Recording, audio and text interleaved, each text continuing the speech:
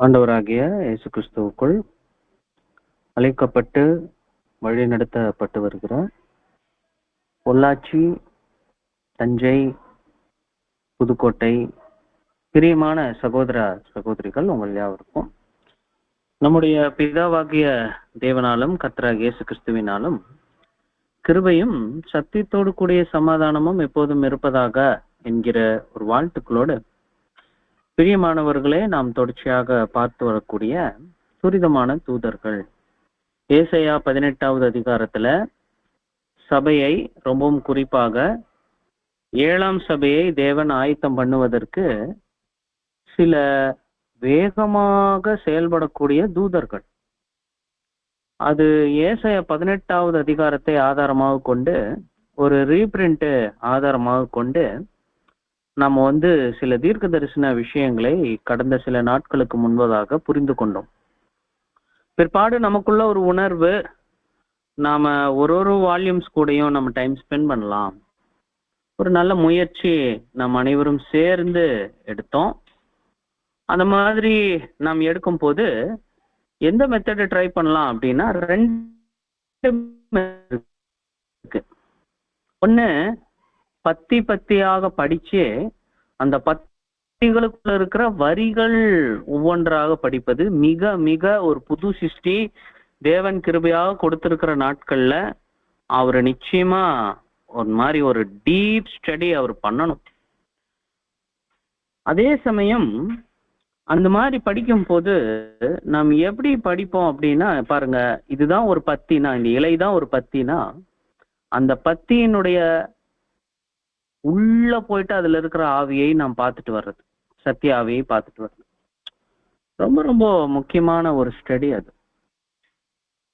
அதே சமயம் அவ்வளவு உள்ள டீப்பா நம்ம போகும்போது ஓவராலா பிரதர் என்ன சொல்றாரு அப்படிங்கிறதுல சில சமயங்கள் மறதி தட்டி விடுகிறது, அல்லது நம்ம ரொம்ப உள்ள போயிட்டதுனால அவருடைய பரந்த கருத்து மிஸ் ஆகிறதுக்கு வாய்ப்பு இருக்கு.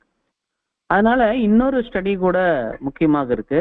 அது என்ன அப்படின்னா, தொலை தூரத்துல இருந்து மேற்பார்வை, ஓவர் வியூ, மேல இருந்து மொத்தமாக அவர் என்ன சொல்றாரு பாருங்க. நம்ம சொன்ன அந்த ஒரு இலை இங்க இருக்கிற ஒரு இலை தான். இப்படி நிறைய பத்திகள் வால்யூம்ஸ் 6லயுமே இருக்குது. ஆனா தூரமா நின்று பார்க்கும்போது ஒரு இந்த ஒட்டுமொத்த கருத்துக்கள் எதை குறிக்குது, ஏற்ற கால சத்தியங்களை அது எப்படி வெளிப்படுத்துது அப்படின்னு பார்க்கறது ரொம்ப முக்கியமான பார்வைன்னு நம்ம பார்த்துட்டோம். அப்படி பார்க்கும்போது தான் வால்யூம்ஸும் தெய்வீக திட்டமும் எப்படி பொருந்தி வருகிறது அப்படின்னு ஒவ்வொரு வாரமும் நம்ம பார்த்துக்கிட்டு இருக்கோம். ஸோ அதனால இந்த வாரம் இந்த விஷயங்களை ஸ்கிப் பண்ணலாம். ஏன்னா நம்ம முன்னாடி பார்த்த பாடங்கள்ல இது குறித்து நம்ம கொஞ்சம் நல்லாவே பார்த்துருக்குறோம், அடிக்கடி கூட பார்த்துட்டோம். இப்போ இதுக்கு அடுத்தது இதுல மையப்புள்ளி என்ன அப்படின்னா, ஈடுபலி, மீட்கும் பொருள். இந்த ஈடுபலி மீட்கும் பொருள் தான் முக்கியம் அப்படிங்கிறத இன்னைக்கு நாம் பார்க்க போகிற அத்தியாயத்துல கூட பார்க்கலாம். ரொம்ப குறிப்பா வால்யூம்ஸ்ல இருந்து படிக்க நியமிக்கப்பட்ட பாத்திரம் யாரோ அவங்க ஃபர்ஸ்ட் வால்யூம்ல 6வது அத்தியாயத்தினுடைய தலைப்பை கொஞ்சம் படிங்களேன். 6வது அத்தியாயத்தினுடைய தலைப்பு மாத்திரம். அத்தியாயம் 6. நமது கர்த்தரின் 2ஆம் வருகை, அதன் நோக்கம், இழந்து போன எல்லாவற்றையும் திரும்ப கொடுத்தல். இன்னொரு தடவை படிங்க.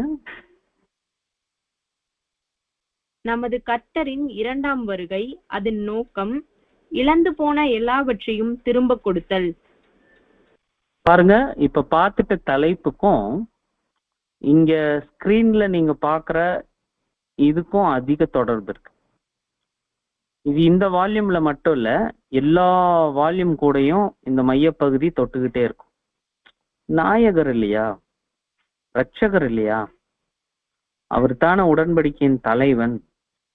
ஸோ அதனால இவரு இந்த மையப்பகுதி மட்டும் எல்லா வால்யூம்ஸினுடைய அடிப்பகுதியாக இருக்கு, அஸ்திவாரமாக இருக்கு. நம்மள யாராவது ரேன்சம்ல வஞ்சிக்கப்பட்டோம்னு வைங்களேன், முற்றிலும் வஞ்சிக்கப்பட்டுட்டோம்னு அர்த்தம். ரேன்சம் டாக்டரின்ல மட்டும் உங்கள ஒருத்தரையும் கை வைக்க விடாம பார்த்துக்கோங்க. ரொம்ப முக்கியமான டாக்டரின். the centerpiece, the masterpiece, doctrine of Bible students, saintly class. இந்த ஸ்தலத்தை அசுஸ்திப்படுத்துறதுக்கு தான் பிசாசு பல வகைகள்ல பிராக்டிஸ் பண்ணியிருக்கிறோம். ஈடு பலியில மட்டும் யாரையும் கை வைக்க விட்டுறாதீங்க. அது மிகப்பெரிய உன்னதமான பரிசுத்தமான சத்தியம். சகோதர சகோதரிகளை, கடந்த முறை நாம 1வது வால்யூம் 1வது அத்தியாயத்துல சில விஷயங்கள் நாம் பார்த்தோம். 3 விஷயங்கள் தெளிவாக நாம் பார்த்தோம். நல்ல நாட்கள் வருகிறது. 7ஆம் தூதன் எடுக்கும் போதே ஒரு பாசிட்டிவ் மெசேஜோட போறாரு. ஒரு மாலை இப்ப போயிட்டு இருக்கு, அது அழுகை. ஆனா காலையில ஒண்ணு வரப்போகுது, அது அர்ப்பணிப்பின், அது மகிழ்ச்சியின், அகமகிழ்ச்சியின் ஒரு நாளாக இருக்கும். நல்ல நாள் வருகிறது.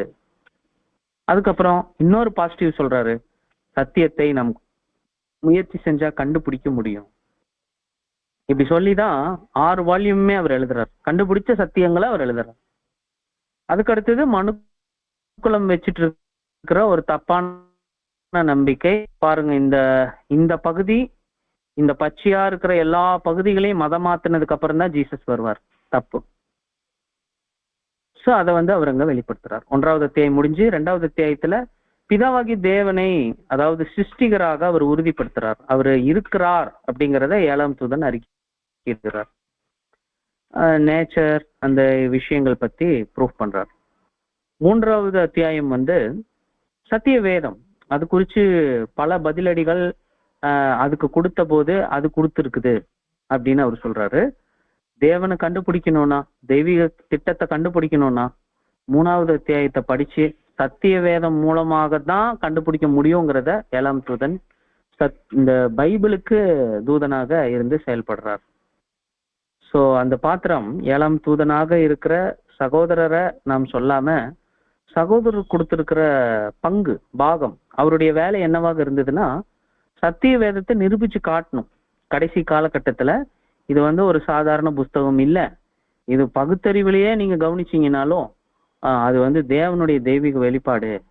ஸோ இந்த புஸ்தகத்தின் மூலமாகத்தான் தேவனை நாம விசுவாசிக்க முடியும். இந்த புஸ்தகத்தின் மூலமாக தான் அந்த தேவன் மனுஷங்களுக்குன்னு வச்சிருக்கிற திட்டத்தை புரிஞ்சுக்க முடியும் அப்படின்னும் 3வது அத்தியாயங்கள் வரைக்கும் பேசியிருந்தார். 4வது அத்தியாயத்துல காலம் பத்தி நாம் பார்த்தோம். காலம் ஏன்னா நமக்கு ஒரு 14 நாட்கள் கழிச்சு நாம வரும்போது நமக்கு ஞாபகப்படுத்திக்கிட்டு போனா நல்லா இருக்கும். அதனால்தான் அத்தியாயம் 4ல காலம், விசேஷித்த கால பகுதிகள் அங்க இருக்குது அப்படின்னு சொல்லிட்டு நம்ம பார்த்தோம். ஸோ அதுல ஒரு காலத்தினோடுக்கு பைபிள்ல இருக்கிற எல்லா வசனங்களையும் 1வது காலத்துக்குன்னு, 2வது காலத்துக்குன்னு, 3வது காலத்துக்குன்னு பிரிச்சிருக்கு. நாம போயிட்டு 2வது காலத்தினுடைய வசனத்தை எடுத்து 3வதுக்கும், 3வது காலத்துடைய வசனத்தை எடுத்து 1வதுக்கும் வச்சு பொருத்தி பார்த்துக்கிட்டு இருக்கக்கூடாது. அதே மாதிரி 3 காலங்களுக்கும் 3 ராஜாக்கள் இருக்கிறாங்க. முதல் காலத்துக்கு தூதர், 2வது காலத்துக்கு சாத்தான்கிற தூதன், 3வது சபையாக இருக்கிறவங்க, தேவன், கிறிஸ்து, அவங்க தான் ஆட்சி பண்ண போறாங்க 3வது உலகத்துல. ஸோ இதை பார்த்தோம். பூமி அழிஞ்சிருமா? இல்ல, அது என்னைக்குமே நிலைச்சுதான் இருக்கும் அப்படிங்கிற விஷயத்தை கூட நாம் பார்த்தோம். சகோதர சகோதரிகளே, அதுக்கு அடுத்தது 5வது அத்தியாயத்துல கிறிஸ்துனா என்ன? கிறிஸ்துங்கிறது ஒரு ரகசியம். அதுதான் இந்த ரகசியம். வெளியாக்கப்பட்ட ரகசியம் என்னன்னா, கிறிஸ்தவர்களுக்கு உள்ள கிறிஸ்து வர்றது, கிறிஸ்தவர்களுக்குள்ள கிறிஸ்து வந்ததுக்கு அப்புறம் அவங்களே கிறிஸ்துவாக மாறுவது. அதுதான் இந்த ரகசியம்.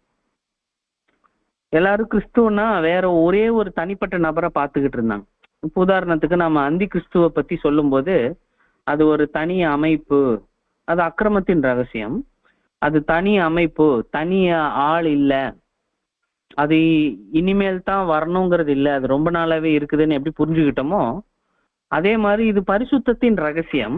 இந்த ரகசியம் என்னன்னா, கிறிஸ்துங்கிறது 1,44,000 பிளஸ் ஒருத்தர், அதுதான் கிறிஸ்து. அவர் தலை, நாம் எல்லாரும் சரீரம். அவரை எப்படி தேவன் அருமையாக வடிவமைச்சாரோ அதே மாதிரி தான் நம்மளையும் வடிவமைச்சிட்டு இருக்கிறார். இதுதான் அவருடைய கருத்துக்களாக இருந்தது அத்தியாயம் 5. உதாரணத்துக்கு பிரமிடு உதாரணம் நாம் எடுக்கும்போது, அந்த பிரமிடு மேல இருந்து பார்க்கும்போது அந்த தலைக்கல் எப்படி இருக்கும்னா முக்கோண வடிவத்துல இருக்கும். அதே மாதிரியில தான் நம்மளையும் பண்றாரு. பிரமிடு கிறிஸ்துவுக்கு ஒரு நல்ல அடையாளம். எப்படி தலைக்கல்ல அடிச்சு நிமிர்த்தி பல பாடுகளுக்கு உட்படுத்தி சில விஷயங்களை அவருக்கு சொல்லி கொடுத்து பிற்பாடு அவரை ஒரு கிறிஸ்துங்கிற விஷயத்துல தலையா மாத்தினாரோ, அவர் மாதிரியே நம்மளையும் அடிச்சு சிச்சித்து சில விஷயங்களை அவரு நம்ம கூட சில விஷயங்களை தண்டித்து சொல்லி கொடுத்து நம்மளை அந்த ரூபத்துக்கு கொண்டு வந்துருவார். இதுதான் அந்த ரகசியம். இப்போது பரிசுத்தவான்களுக்கு வெளிப்படுத்தப்பட்ட ரகசியம் எதுனா அதுதான். ஆனா இப்போ கொஞ்ச நேரம் முன்னாடி சகோதரி வாசிச்சாங்க 6வது, அந்த 6வது அத்தியாயத்துல கவனிச்சீங்க அப்படின்னீங்கன்னா முக்கியமான ஒரு கருத்து இருக்கு. நம்ம இரட்சகருடைய வருகை சம்பந்தமான விஷயம். நம்ம இரட்சகருடைய வருகை சம்பந்தமானது. நமது கர்த்தரின் 2ஆம் வருகை, அதன் நோக்கம் இழந்து போன எல்லாவற்றையும் திரும்ப கொடுத்தல். சோ நம்ம முன்னாடியே சொல்லியிருக்கிறோம், பிரதர் அவருடைய ஆர்டிக்கிள் புரிஞ்சுக்கணும் அப்படின்னா அவர் வச்சிருக்கிற தலைப்பை 2-3 தடவை படிச்சாலே அந்த ஆர்டிக்கிள் புரிஞ்சிடும். அந்த தலைப்பை பகுத்து புரிஞ்சு முயற்சி எடுத்தாலே அந்த அத்தியாயத்துல என்ன கருத்து இருக்கு அப்படிங்கிறத நம்ம புரிஞ்சுக்கலாம். இதுல முழுக்க எதை பத்தி தான் பேச போறாருன்னா ஆண்டவருடைய வருகை. அப்ப ஆண்டவருடைய வருகையில மொத்தம் எவ்வளவு இருக்கு? 2 வருகைகள் இருக்கு. ஒன்னு ஆல்ரெடி வந்தது, இன்னொன்னு மறுபடியும் வருவது. 2 வருகைகள் இருக்கு. இப்போ இந்த தலைப்புல 2வது வருகை பற்றி தான் பேசியிருக்கிறார். ஆனா 1வது வருகையை பற்றி நன்கு புரியாதவர்களுக்கு 2வது வருகை புரிய முடியாது. ஏன்னா நிறைய பொருத்தங்கள் இருக்கு. 2க்கும் ஏக பொருத்தங்கள் இருக்குது. அதைத்தான் உள்ள எழுதுறார். இப்போ அடுத்தது அந்த ஆண்டவரின் அந்த வருகை, அதனுடைய நோக்கம் என்ன? எல்லாவற்றையும் திரும்ப கொடுப்பதுதான். முடிஞ்சு. அத்தியாயத்தினுடைய அர்த்தமே முடிஞ்சிருச்சு. அத்தியாயத்தினுடைய சுருக்கமே அதுதான். ஆனா எந்த கோணத்துல அவர் இந்த அத்தியாயத்தை எழுதி இருக்கிறார், அவர் மூலமாக எப்படி எழுதப்பட்டது அப்படின்னு நாம் கவனிக்கும் போது சகோதர சகோதரிகளே, இதுக்கு முன்பதாக அவரு நடைமுறையில முயற்சி செஞ்சிட்டு இருக்கிற அதே பாணி தான் அவர் எங்கேயும் கொண்டு வர்றார். அவருடைய பாணி என்ன? யாராவது சொல்லுங்க.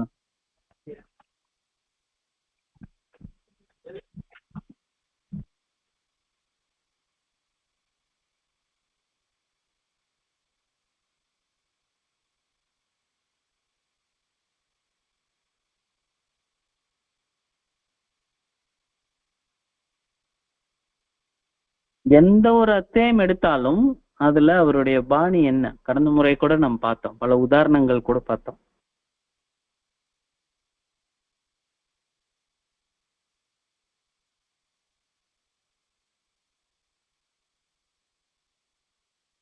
பாருங்க, நம்ம மீண்டும் ஒரு முறை சொல்றோம், அது அப்படியே புடிச்சுக்கோங்க.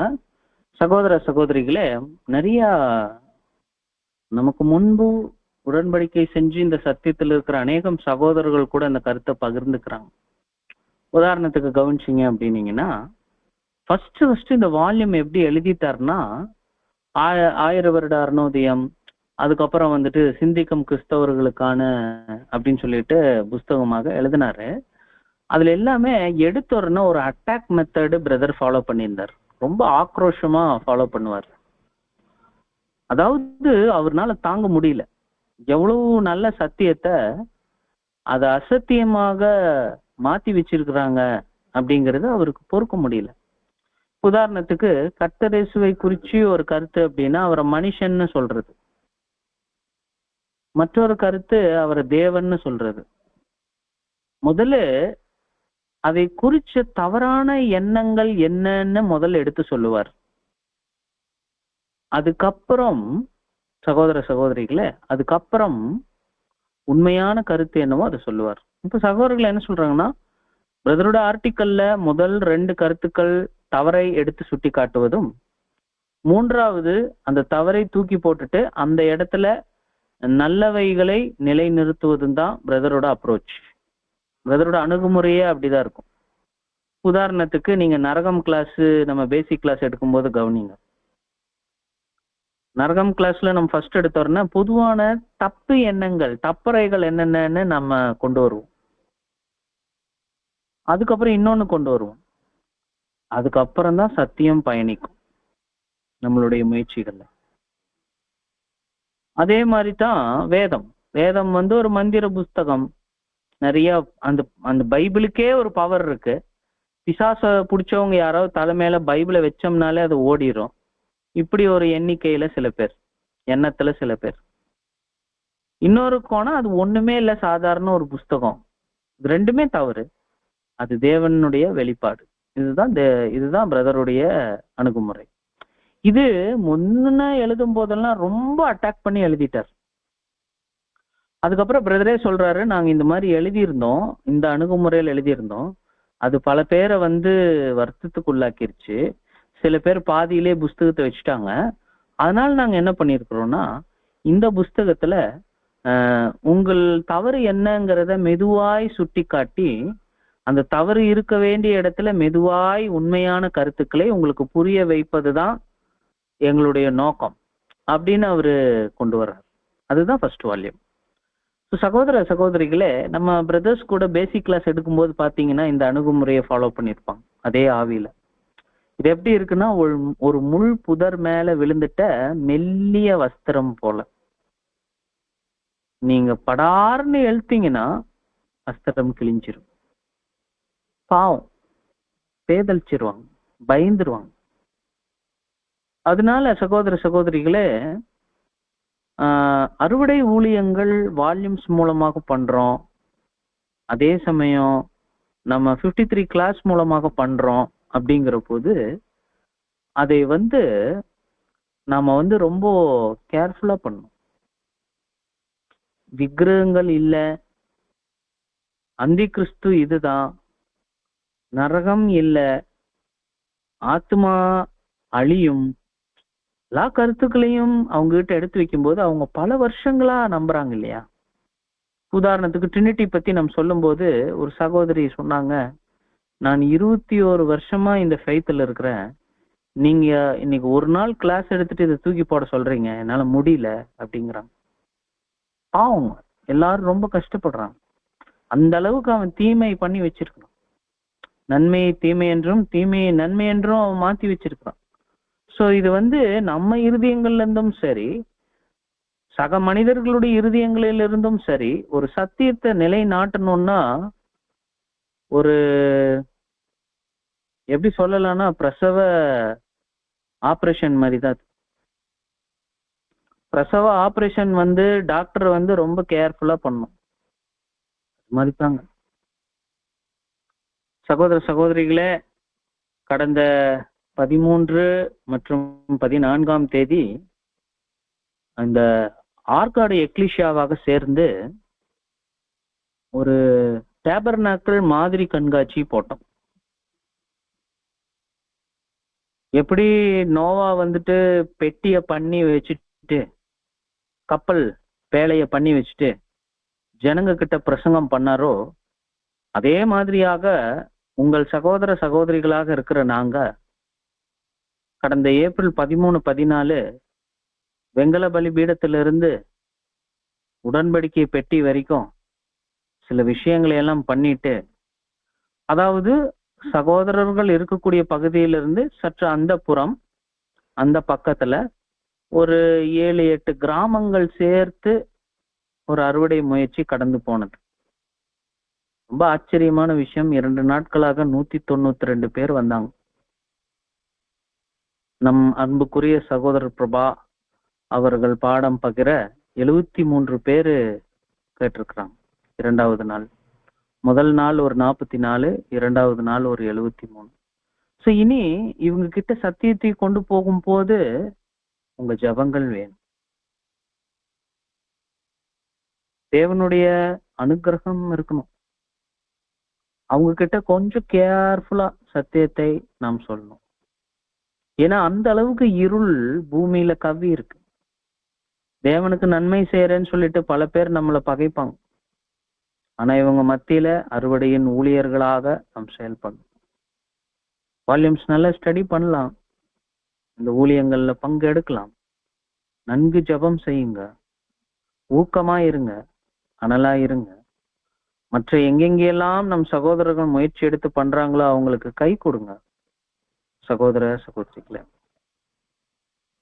நல்ல ஒரு பிரமிப்பாக இருந்தது 2 நாட்கள் அந்த ஜனங்க வந்து விஷயங்களை பார்க்கும் போது. இந்த பிரமிப்பு இன்னுமே நம்ம இருதயங்கள்ல இருந்து போகல. எங்க ஊருக்கு ஆசிரிப்பு கூடாரம் வந்திருக்கா அப்படி பேசினேன். இது எல்லா இடங்கள்லயும் சில சமயங்கள்ல பொருந்தாது. சில இடங்கள்ல பொருந்தும், சில இடங்கள்ல பொருந்தாது. ஒவ்வொரு இடங்களுக்கு ஒவ்வொரு மாதிரியான முயற்சி எடுத்து நம் சத்தியத்துக்கு கீழ்ப்படியணும். முயற்சி செய்யணும். அதை பிரகடனப்படுத்தணும். அது ஒரு வாஞ்சை, அது ஒரு வைராக்கியம், அது ஒரு தேவ கிருபை. ஸோ நல்லபடியாக அது கடந்து போச்சு. பிரியமானவர்களே, பிரதரே எழுதியிருக்கிறாரு, சர்ப்பத்தை போல வினாவுள்ளவர்களாயும் புறாக்களை போல கபடற்றவர்களாயும் இருங்க அப்படின்னு. அதே ஆட்டிடியூட்ல நம்ம அறுவடை ஊழியங்கள்ல வால்யூம்ஸ் படிச்சு நம்மளுடைய சொந்த அறுவடையாக நம்மை சொந்த கோதுமை மணியாக மாற்றுவதிலையும் உறுதியாக இருக்கணும். அதே சமயம் எக்லிஷியாவோட சேர்ந்து சகோதர சகோதரர்களோட இணைந்து அறுவடை ஊழியங்கள்லயும் நாம் ஈடுபடணும். அன்பானவர்களே, இப்போ பிரதர் சொல்லும் போது என்ன சொல்லிட்டாரு அப்படின்னா, இந்த மீன் கூட்டங்களுக்கு பேரு ஸ்கூல் ஆஃப் ஃபிஷ் அப்படின்னு பேரு. மீன்களின் கூட்டத்துக்கு பேரு ஸ்கூல் ஆஃப் ஃபிஷ் அப்படின்னு பேரு. அதுக்கு நீந்திக்கிட்டு இருக்கோம். நமக்கு மீன் தேவை. நம்ம மீன் போட மீன் பிடிக்க போறோம்.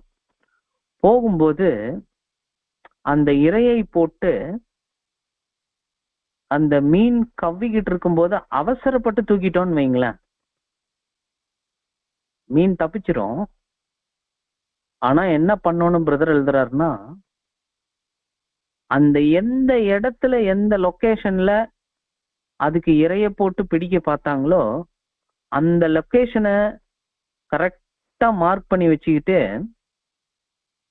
அது கூட்டத்துல இருக்கிற ஆத்து மீனோ அது எந்த மீனோ அதனுடைய வட்டாரத்துல இருக்கிற அந்த ஸ்கூல்ல இருக்கிற மற்ற எல்லா மீன்கள் கிட்டையும் போயிட்டு என்னன்னு சொல்லிருமா, எல்லா மீன்கள் கிட்டையும் போய் என்னன்னு சொல்லிருமா, தயவு செஞ்சு இந்த இடத்துக்கு மட்டும் இனிமேல் வாழ்நாள் முழுக்க போயிடாதேன்னு சொல்லிருமா. எழுதுறாரு. அதுக்கப்புறம் அங்க போயிடாதேன்னு சொல்லிருமா. எந்த மீனுமே அதுக்கப்புறம் அந்த பக்கத்தை பார்த்தா விலகிரும்.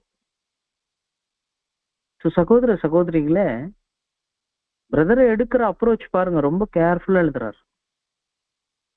அவருடைய பாணி எப்படின்னா, முதல்ல தப்பறையான கருத்துக்கள் என்னவோ அதை மெதுவா எடுத்து வைப்பது. ஆக்ரோஷமா எடுத்து வச்சோம்னா அதுக்கப்புறம் நாம பலியே நிறைவு செஞ்சு நம்ம போகிற வரைக்கும் அவங்கள பார்க்கவே முடியாது. சோ இதே கோணத்துல தான் எல்லா ஆர்டிக்கிளுமே அவர் எழுதியிருக்கு. ஃபர்ஸ்ட் தவறான விசுவாசத்தை அவரு அடிக்கோடிட்டு காண்பிச்சு, பிறகு சத்தியத்தை பகுத்தறிவின் அடிப்படையில எடுத்து வைப்பது, தெளிவாக எடுத்து வைப்பது, அதை இல்லாமல் போகும் அளவுக்கு தெளிவாக எடுத்து வைப்பது. இதுதாங்க அவருடைய பார்வை. அப்போ 6th வால்யூம்ல உலக ஜனங்களுடைய தவறான பார்வை என்ன என்ன யாராவது கெஸ் பண்றீங்களா? என்ன பார்வையாக இருக்கும்? யாராவது கொஞ்சம் ட்ரை பண்ணி பாருங்க. என்ன பார்வையாக இருக்கும்?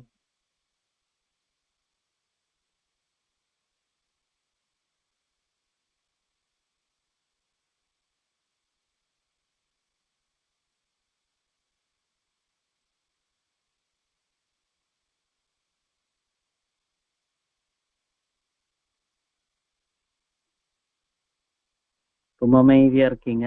நானே கண்டினியூ பண்றேன்.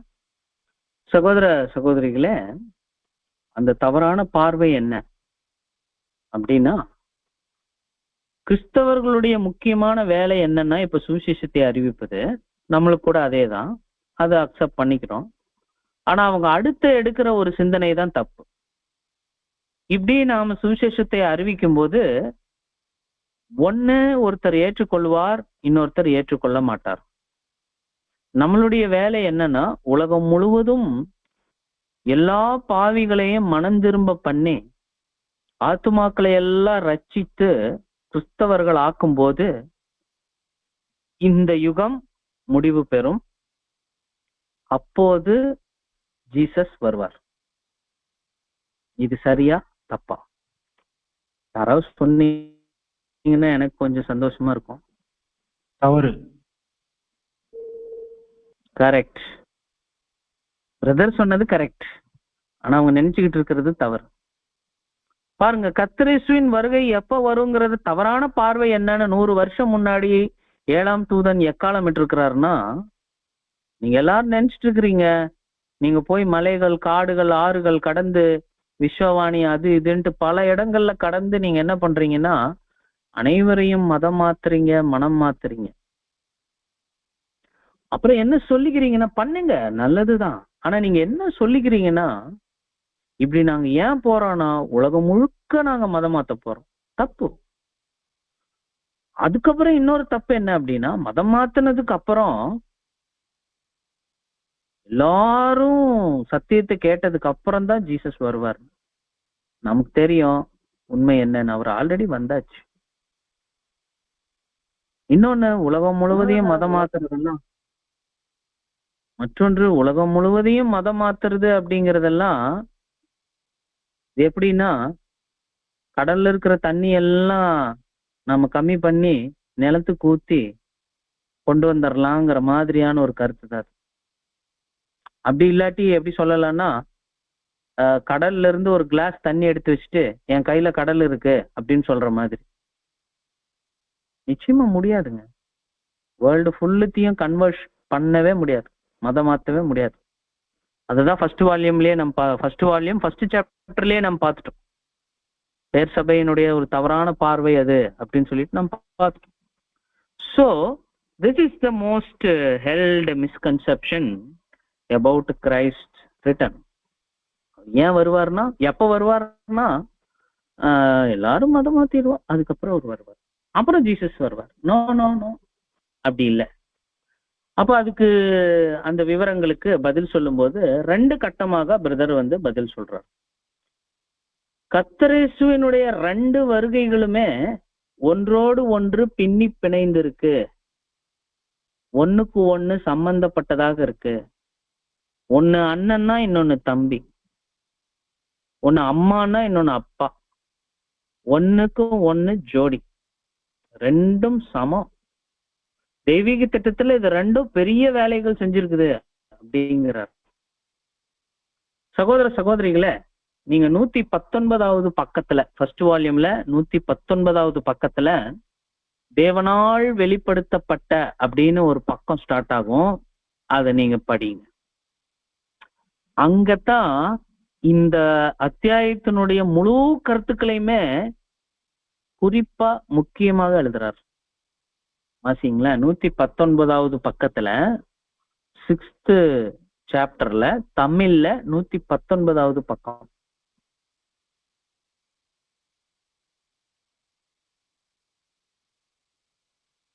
வாய்ப்பு இருக்கா? தேவனால் வெளிப்படுத்தப்பட்ட திட்டங்களை அப்படின்னு ஸ்டார்ட் ஆகும் 119ல. வாசிக்கிறேன் பிரதர். ம் இந்த இந்த புக்ல 106வது பக்கத்துல இருக்குங்க பிரதர். ஓ சரி, படி.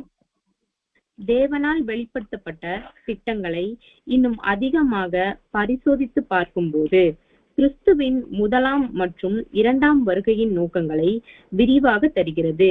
அவை ஒரே திட்டத்தின் பாகங்களாய் ஒன்றுக்கொன்று சம்பந்தப்பட்டவைகளாய் இருப்பதை நாம் ஞாபகத்தில் வைக்க வேண்டும். முதல் வருகை. ஒரு நிமிஷம் நீங்க அப்படியே இருங்க, நம்ம சொல்லிடுறோம். பாருங்க, ஒரே திட்டத்தின் பாகங்களாக ஒன்றுக்கொன்று அது எப்படி இருக்குன்னா சம்பந்தப்பட்டிருக்கு. நாம் இன்னைக்கு நம்ம நெற்றியில எழுத வேண்டிய பாயிண்ட் சத்தியம் எதுன்னா இதுதான். தட்டி கேட்டா கூட, நடுராத்திரியா இருந்தா கூட சொல்லணும், கிறிஸ்து வருகை நோக்கம் என்ன? முதல்ல உலகம் முழுவதும் மதம் மாற்றினதுக்கு அப்புறம் தான் வருவாருன்னா அது தப்பு, தவறான பார்வை. அப்ப எப்படி சொல்லலாம் அதுக்கு பதில்? அதுக்கு முதல் நம்ம என்ன புரிஞ்சுக்கணும்னா, முதலாவது வருகையை நன்கு கவனிச்சோம்னாலே இரண்டாவது வருகையை நாம் புரிஞ்சுக்கலாம், அதனுடைய நோக்கத்தை புரிஞ்சுக்கலாம். ஏன்னா முதலாவது வருகையும் இரண்டாவது வருகையும் தேவனுடைய தெய்வீக திட்டத்துல ஒன்றுக்கொன்று சம்பந்தப்பட்டவைகளாக இருப்பதை நாம் ஞாபகத்தில் வைக்க வேண்டும். அவருடைய எழுத்துக்கள் keep in your mind that both are harmonious. ரெண்டும் ஒன்றுக்கொன்று சம்பந்தப்பட்டது அப்படிங்கிறத நம்ம மனனமே பண்ணலாம், சொல்லி வச்சுக்கலாம், நமக்குள்ள இருதயத்துக்குள்ள எழுதியே வச்சுக்கலாம். ஆமா, முதல் 2 வருகையும் ஒண்ணுக்கு ஒண்ணு சமமானது. அடுத்தது, முதல் வருகையின் விசேஷித்த நோக்கம் மனுஷரை மீட்குதல். இரண்டாம் வருகையின் நோக்கமோ மீட்கப்பட்டவர்களை விடுதலையாக்குதலும் ஆசீர்வதித்தலும் இழந்து போன எல்லாவற்றையும் அவர்களுக்கு திரும்ப கொடுத்தலுமே ஆகும். எல்லாரையும் மீட்கும். போதும், இதோட போதும். இதுதான் தூரப்பார்வை. தூரத்துல இருந்து இந்த வால்யூம்ல இவர் என்ன சொல்ல வர்றாருன்னா, இந்த அத்தியாயத்துல அவர் என்ன சொல்ல வர்றாருன்னா, 2 அட்வென்ட்டும் ஒண்ணு சமம். முதலாவது அட்வென்ட், முதலாவது வருகையினுடைய கருத்து என்ன அப்படின்னா, முதல்ல எல்லாரும் சிக்கிக்கிட்டு இருக்காங்க,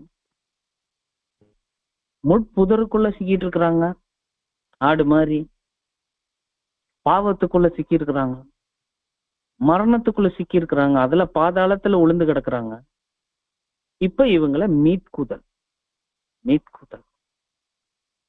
மீட்டதுக்கு அப்புறம் இரண்டாவது வருகையில அவங்கள விடுதலையாக்கி, பாவத்திலிருந்து மரணத்திலிருந்து ஃபர்ஸ்ட் அவங்கள காப்பாத்திடுறதுக்கான வழிமுறை பண்ணணும். அது ஜீவனை கொடுக்கறது தான், அதுதான் இடுபலி. ரெண்டாவது, இடுபலியின் மூலமாக அவங்கள படிப்படியா முன்னேற்றுறது.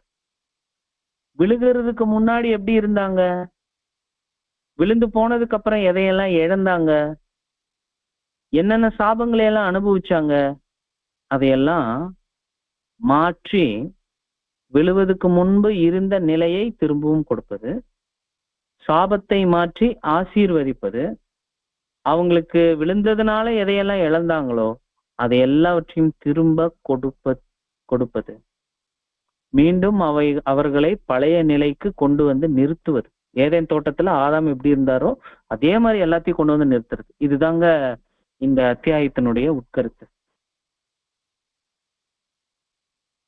இதை நாம் ஞாபகம் வச்சுக்கணும். மீட்குதல், மீட்டவர்களை விடுதலையாக்கி ஆசீர்வதித்து இழந்து போனதை அவர்களுக்கு திரும்ப கொடுத்து அவர்களுடைய பழைய நல்ல நிலைமைக்கு கொண்டு வருவது. இதுல ரொம்ப குறிப்பா முக்கியமாக அவர் பேசுகிற ஈடுபலி குறிச்சு 9வது அத்தியாயத்துல இன்னும் தெளிவா பார்ப்போம். இப்ப சகோதரி 9வது அத்தியாயத்தினுடைய பேரை வாசிங்க.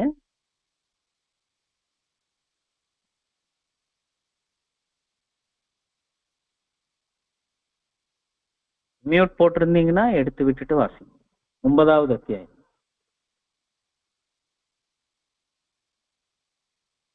அத்தியாயம் 9, மீட்கும் பொருளும் திரும்ப கொடுத்தலும். பாத்தீங்களா? சோ அதுல இன்னும் டெவலப்மெண்ட் பண்ணிருப்பாரு இந்த இந்த ரகசியத்தை.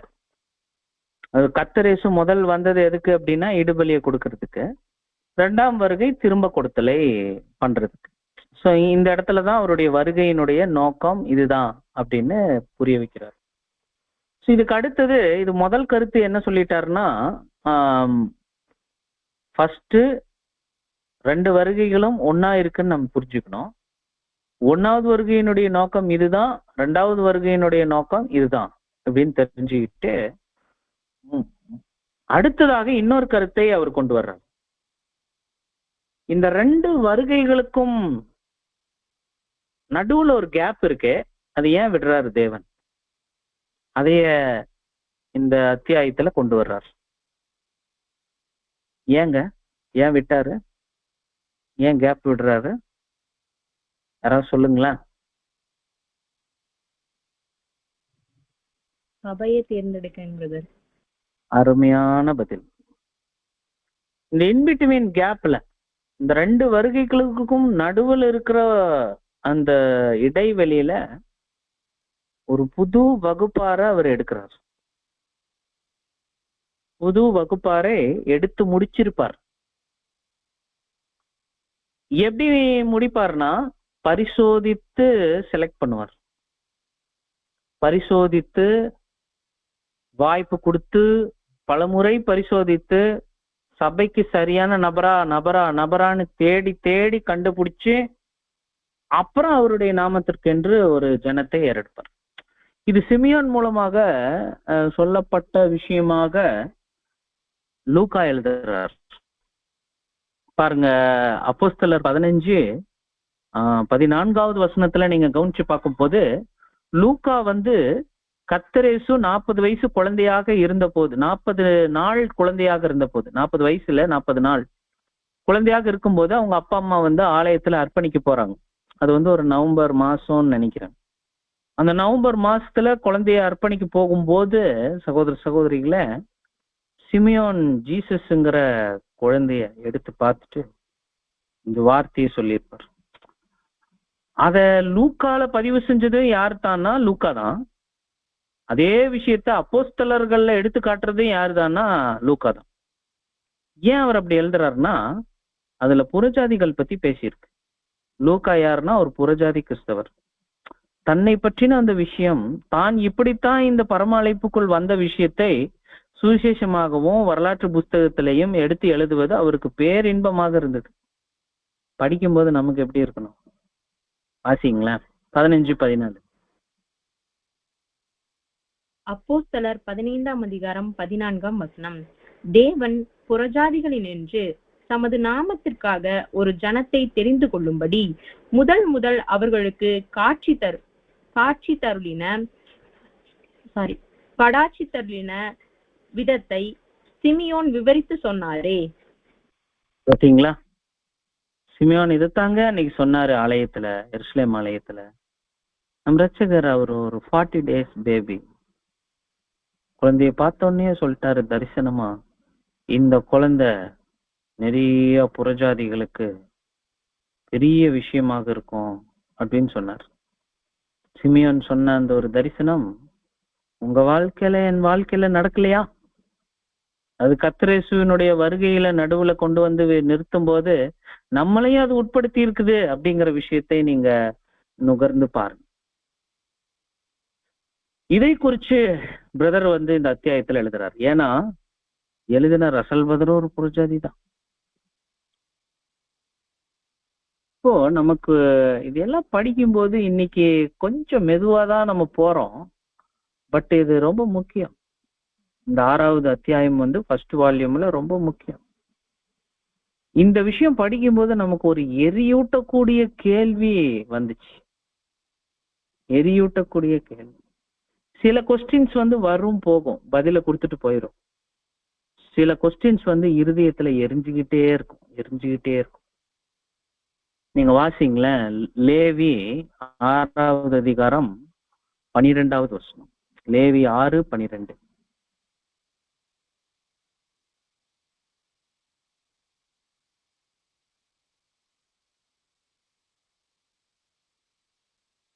லேவியராகமம் 6ஆம் அதிகாரம் 12ஆம் வசனம். பலிபீடத்தின் மேல் இருக்கிற அக்கினி அவியாமல் எரிந்து கொண்டிருக்க வேண்டும். ஆசாரியன் காலை தோறும் அதன் மேல் எரியும்படி கட்டைகளை போட்டு அதன் மேல் சர்வாங்க தகன பலியை வரிசையாக வைத்து அதன் மேல் சமாதான பலிகளின் கொழுப்பை போட்டு தகனிக்க கடவன். பிரியமானவர்களே, எரிஞ்சுகிட்டே இருக்கணும். நான் கிறிஸ்து இயேசுவினுடைய 2 வருகைகளுக்குள்ளாக தேர்ந்தெடுக்கப்பட்டவன். அந்த வகுப்பாராக நான் இருக்கிறேன். ஒருவேளை இது ஒரு தொடர்ச்சியான ஞாபகமாக இருந்ததுன்னா நம்மளுடைய செலெக்ஷன் பர்ஃபெக்டா இருக்கும். சரி, இதை எளிமைப்படுத்தி கேட்கணும்னா இன்னைக்கு யோசிச்சு பாருங்க, நாம் சிறுமந்தையில இருக்கிறோமா இல்ல வெளியில இருக்கோமா? ஒரு பெரிய மந்தை, அது கள்ள மந்தை, அந்த மந்தையில இருந்து வெளியே வந்து ஒரு சிறு மந்தைக்குள்ள வந்துட்டோம். ஆனா இன்னைக்கு நம்மளுடைய குணலட்சணங்களும் நம்மளுடைய சத்திய அறிவும் நிஜமாகவே நம்மள சிறுமந்தைகளுக்குள்ள நிறுத்துதான். நீங்கள் அழைக்கப்பட்ட வகுப்பிற்குள் எப்படி நுழைந்து இருக்கிறீர்கள்? சரி, நாம் நுழைஞ்சிருக்கிறோம், உண்மைதான். மற்றவங்களுக்கெல்லாம் என்ன நடக்கும்? அது ஒரு கேள்வி இருக்கு. நம் கேட்க வர்றது என்னன்னா, நாம செலக்ட் ஆயிட்டோம், செலக்ட் ஆகாதவங்களுக்கெல்லாம் என்ன நடக்கும்? ஒருவேளை அதுக்குரிய பதில் 7ஆம் தூதன் கொடுக்கிறாரு அப்படின்னா அதுதான் இந்த அத்தியாயத்தினுடைய மீதி பாகங்கள். நம்ம கிட்ட கேட்டுட்டு இருக்கிற ஒரு கேள்வி என்ன அப்படின்னா, நீங்கள் சிறுமந்தை வகுப்பில் இருக்கிறீங்களா? அதுக்குரிய உறுதி என்ன? இது இன்னைக்கு ஈவினிங் நம் கிட்ட இருக்கிற ஒரு question. You have any witness? பெரிய விட்னஸ் என்ன அப்படின்னா, நீங்க கனி தருவீங்க, கனி கொடுக்கிறவங்களாக இருப்பீங்க. ஒருவேளை அப்படி இருக்கிறோம்னா நாம் மந்தைக்குள்ள இருக்கிறோம். ஒருவேளை நாம் கனி கொடுக்கறது இல்ல, கனிக்கும் கொடுத்து ரொம்ப நாள் ஆச்சு, காலமாச்சு, ஆனா கொடுக்கறது இல்ல அப்படின்னா நாம நம்மளை உட்படுத்திக்கிறது இதுவே கிருபையின் நேரமாக இருக்கும். ஓகே, இப்போ நம்ம செலக்ட் ஆயிட்டோம் இந்த 2 வருகைகளுக்கு நடுவுல. இந்த 2 வருகைகளுக்கு நடுவுல யாரெல்லாம் செலக்ட் ஆகலையோ அவங்களுக்கெல்லாம் என்ன ஆகும் அப்படின்னு கேட்டா, பிரதர் மீண்டும் அவருடைய மெத்தட் ஃபாலோ பண்றாரு. இந்த மாதிரி ஒரு கேள்வி செலக்ட் பண்றதுக்கு தான் இந்த கேப் 2 வருகைகளுக்கு நடுவுல. செலக்ட் ஆகாதவங்களுக்கு என்ன நடக்கும் அப்படின்னா 2 கருத்துக்கள் அவரு இங்க கொண்டு வர்றார். அதுதான் பெரும்பான்மையாக உலகத்துல இருக்கிற அநேக கிறிஸ்தவர்கள் நம்புறாங்கன்னு அவர் சொல்றார். அந்த 2 எரர்களுமே, 2 தப்பறைகளுமே, ஒன்னு இமயமலை, இன்னொன்னு கன்னியாகுமரி, அந்த மாதிரி இருக்குது. இதுவும் ஒரு எரர் தான், இதுவும் ஒரு எரர் தான். நீங்க சொல்லுங்களேன், சத்தியம் எங்க இருக்கும்னு யாரோ ஒருத்தர் சொல்லுங்களேன். இந்த பக்கம் இருக்குமா இந்த பக்கம் இருக்குமா? சத்தியம் எங்க இருக்கும்?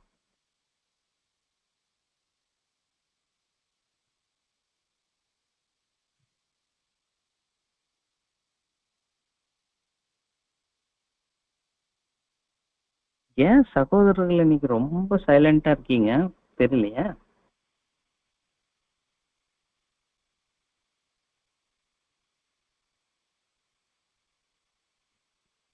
மேபி ஃப்ரீ கிரேஸ்ல இருக்கலாம் பிரதர். ஓகே ஓகே, நம்ம உள்ள போலாம். பாருங்க, முதல் வந்து இந்த 2 தப்பறையான கருத்துக்கள் என்ன அப்படிங்கிறத நம்ம புரிஞ்சுக்குவோம். ஃபர்ஸ்ட் தப்பறை என்ன அப்படின்னு சொல்லி பாத்தீங்கன்னா, தேவனா பார்த்து சில பேரை செலக்ட் பண்ணி இருக்கிறாரு. சத்தியம் மாதிரியே இருக்கும், ஆனா அது தப்பு. 1,44,000 அப்படிங்கிறது தேவனா பார்த்து செலக்ட் பண்ணியிருக்கிறாரு. தேவன் அவருக்கு எப்படி செலக்ட் பண்ணிட்டார்னா, அங்கதான் மிஸ்டேக். ஹவு காட் எலெக்டட் அப்படின்னு கேட்டா, அவரு தன்னிச்சையா அவர் செலக்ட் பண்ணியிருக்கிறார். அவரு வந்து அவருக்கு தோணும், இவரை கூப்பிடலாம், இவரை கூப்பிடலாம், இவரை இழுத்து சத்தியத்துல விடலாம், பொள்ளாச்சியில இருந்து இவர் எடுக்கலாம், தஞ்சாவூர்ல இருந்து இவர் எடுக்கலாம், புதுக்கோட்டையில இருந்து இவர் எடுக்கலாம், கோயம்புத்தூர் ஆற்காட்டுல இருந்து இவங்களை எடுக்கலாம், சென்னையில இருந்து கன்னியாகுமரி வரைக்கும் இவங்களையெல்லாம் எடுக்கலாம் அப்படின்னு அவராக ஒரு பிளான் பண்ணி இருக்கிறாரு. அவராக ஒரு பிளான் பண்ணி அவங்கள இழுத்திருக்கிறாரு. இப்படின்னு சொல்றது வந்து இந்த எலெக்ஷன் மெத்தட். அதாவது election teachers an arbitrary salvation of individuals.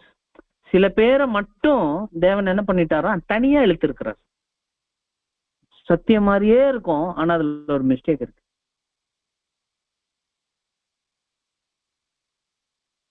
இப்ப நம்ம ஒரு 10 பேர் நிக்கிறோம்னா ஒருத்தர் அவரு செலக்ட் பண்ணுவாரு, இன்னொருத்தர் விட்டுருவார்.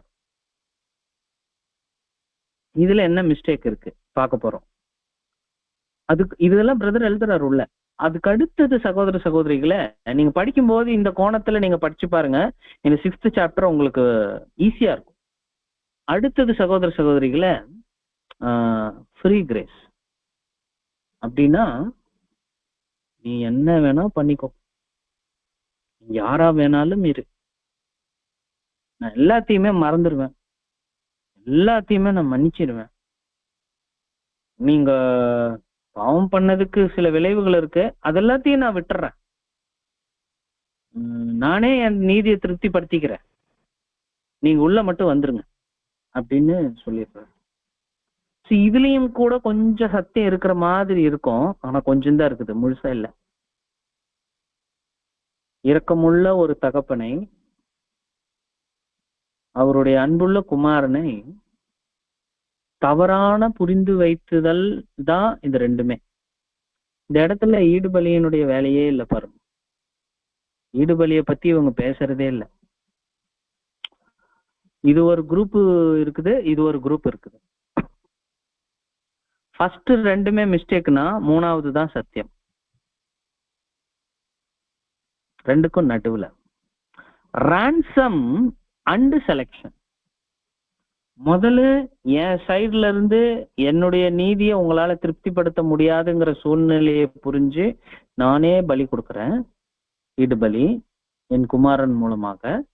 பிற்பாடு அந்த ஈடுபலியை யாரெல்லாம் விசுவாசிக்கிறாங்களோ, அதுல யாரெல்லாம் உண்மையா இருக்கிறாங்களோ அவங்கள நான் செலக்ட் பண்றேன். இப்ப இந்த இடத்துல தேவன் தான் செலக்ட் பண்றாரு, ஆனா ஈடுபலி இல்லாம யாரையும் செலக்ட் பண்றது இல்லை. ஈடுபலியில விசுவாசம் வைக்காத ஒருத்தரையும் அவர் செலக்ட் பண்ண மாட்டார். சோ இங்கதாங்க இருக்கு சத்தியம்.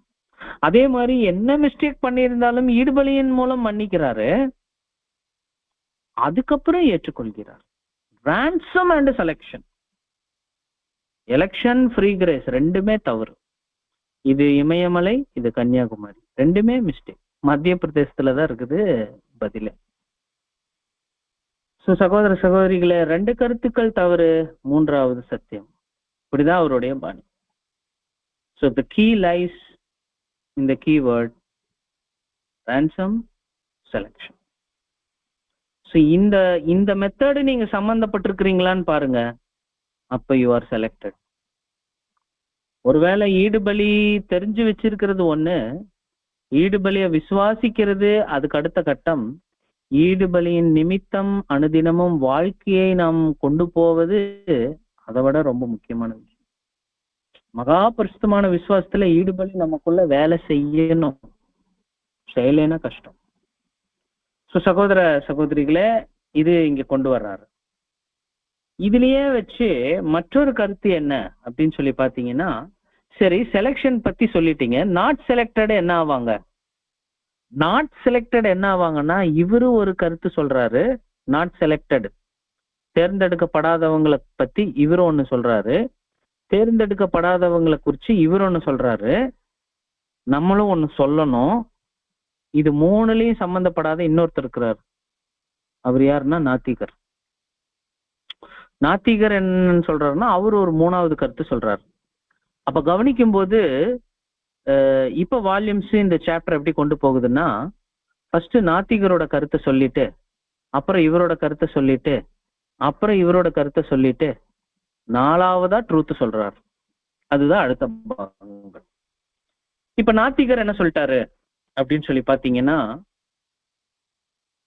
யாரும் பிறக்கிறதும் இல்லை, அழியறதும் இல்லை, மனுஷன் பரிணாம கொள்கையின் வழியாக உருவாயிட்டு வர்றாரு, செத்தா செத்ததுதான், அதுக்கு மேல எந்த பதிலும் கிடையாது. மரணத்துக்கு பின்பு வாழ்க்கை அப்படிங்கிறது இல்லவே இல்லை. அப்படியெல்லாம் ஒண்ணு இல்லை, செத்தா முடிஞ்சு அவ்வளவுதான், இருக்கிற வரைக்கும் என்ஜாய் பண்ணும், அவ்வளவுதான்.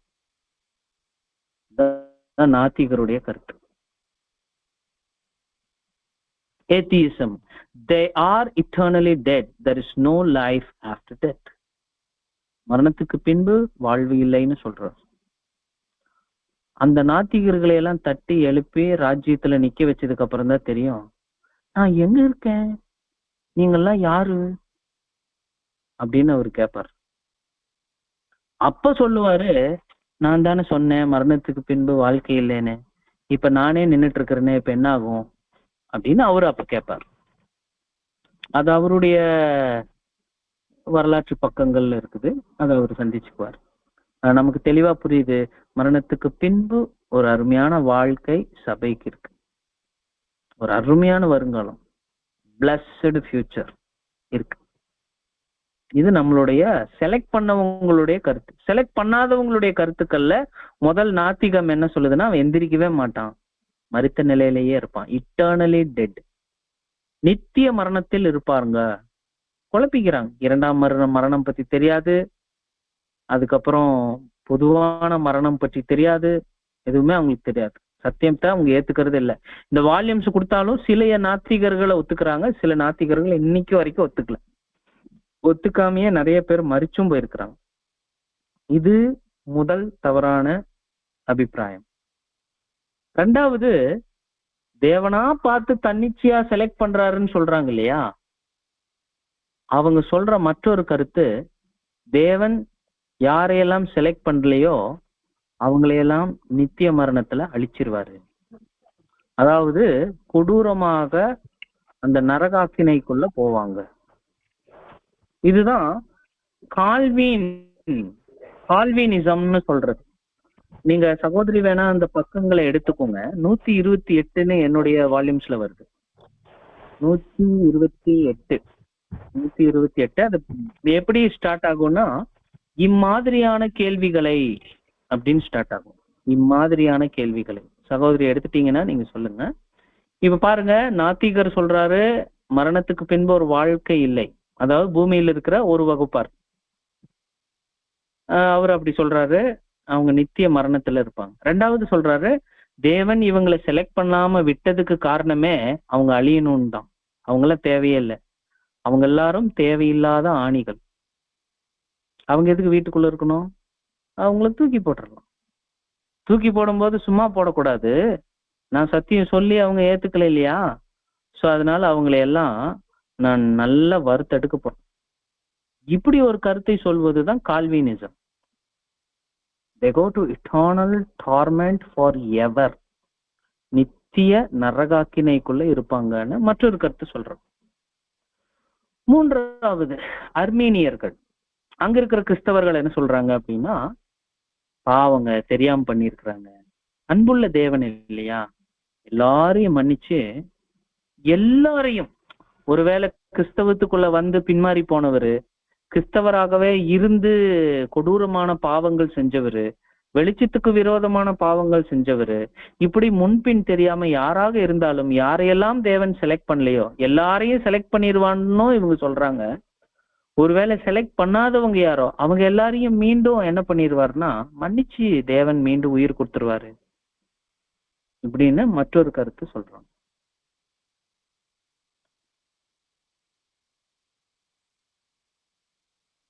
இதுதான் இவங்களுடைய கருத்துக்கள்.